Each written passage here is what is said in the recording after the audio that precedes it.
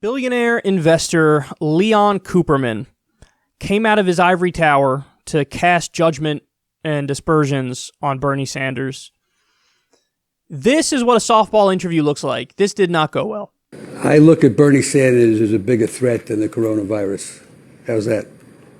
As I make it very clear, I'm not a big long-term optimist. I think things are out there very troubling to me. Right. I think number one is Bernie Sanders. If you listen to his proposals, it's only a $6 trillion annual deficit. I think also he's misrepresenting himself. He is not a socialist, but he's rather a communist. And there's a difference between a socialist and a communist.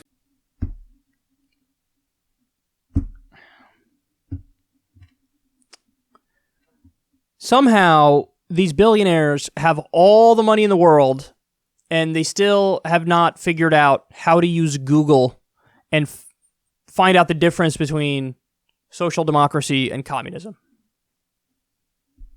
Anything even slightly left of center, and you're a communist to the billionaires. It's almost like they're being hyperbolic because they want to protect their wealth and power. Almost. It's almost like that. Listen, this stuff is embarrassing, man. I don't know what to tell you. He said he fears Bernie more than the coronavirus. Well, you know what? We are going to raise your taxes. That's for damn sure. Now, what's funny enough is that, under Bernie's tax plan, Bernie has tweeted before billionaires shouldn't exist. He's tweeted that. But his actual tax plan still allows for billionaires to exist. Now, I don't know how much money Leon Cooperman has, but he would still be a billionaire if Bernie's elected. He'd pay a much higher tax bill, but he'd still be a billionaire. And his response is, Bernie's worse than the coronavirus. Capital concedes nothing.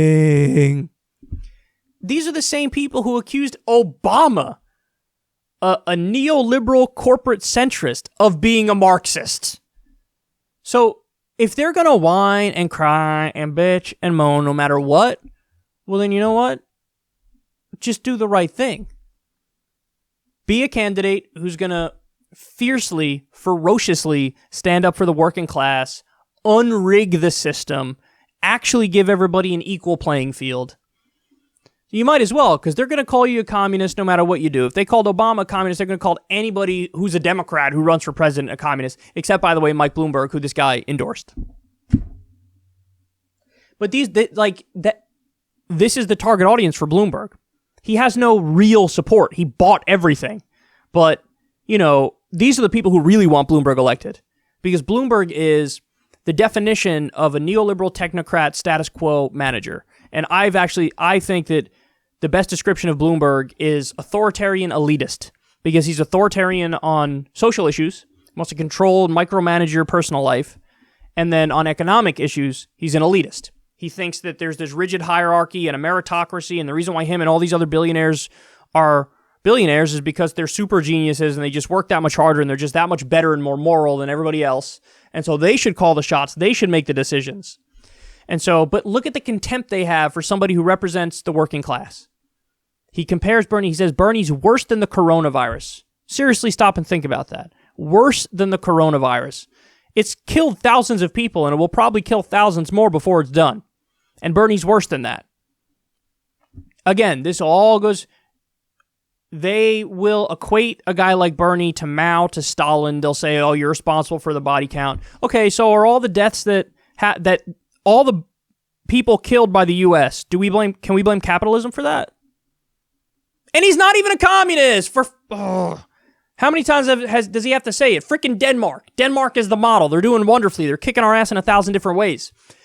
Cooperman goes on to talk about the market and how the market would react. And he acts like right now the market's doing fantastically well. This is a billionaire. And he doesn't know we're in a goddamn bubble. He's a billionaire and he doesn't know we're in a bubble. How is that possible? How could you be that dumb? How could anybody be that dumb? Guys, behind the scenes, they're doing the same tricks they had to do during the subprime mortgage crisis and the Great Recession. The federal government is buying up bad mortgages right now, behind the scenes. They're doing quantitative easing, billions of dollars every year. Every quarter, I should say, or month. So they're barely holding this thing together, man. They got freaking duct tape and bubble gum. And they're staving off a giant crash, which is coming. And this guy's out there like, oh, the market's great. It's doing wonderful. And it'll only be bad if Bernie gets elected. Well, the market is not a reflection of how your average person is doing. The market is a reflection of how the rich are doing and how corporations are doing. And, but that's all that matters to this guy. That's the point. He talks about the market too like it's a god. Like, we must appease the market. Yes. Have we done a human sacrifice recently? We must do a human sacrifice to appease the marketplace. Yay. And, just what a hollow, vapid life. Seriously. What a hollow, vapid life. He thinks the poors, the working people, need to fall in line, need to know their role, need to take orders. And the one candidate who wants to empower them, give them more respect and dignity, a living wage, a decent life, that guy's worse than the coronavirus. I can't tell you how many mask-off moments we've now seen in this election, but this one is definitely up there.